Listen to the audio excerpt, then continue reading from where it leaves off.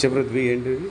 First 2 pole MCB నుంచి supply తీసుకున్నాం. Supply నుంచి వచ్చేసరికి ప్లస్ 230 ప్లస్ 230 మైనస్ ఇచ్చేసాం. దాని నుంచి ఎస్ఎంపిఎస్కి లైన్ న్యూట్రల్ 2 ఇచ్చాం.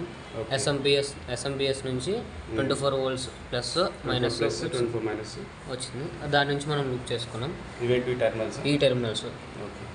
దీని నుంచి మళ్ళీ మనం పిఎల్సీకి ఈ S7 1200 పిఎల్సీకి 24 plus and 24 minus direction తీసుకున్నాం. దాని తర్వాత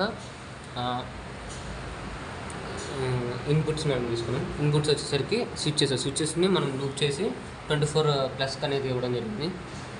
స్విచ్చెస్ వచ్చేసరికి ఇక్కడ 0 ఒక ఇన్పుట్ అండ్ 1 ఒక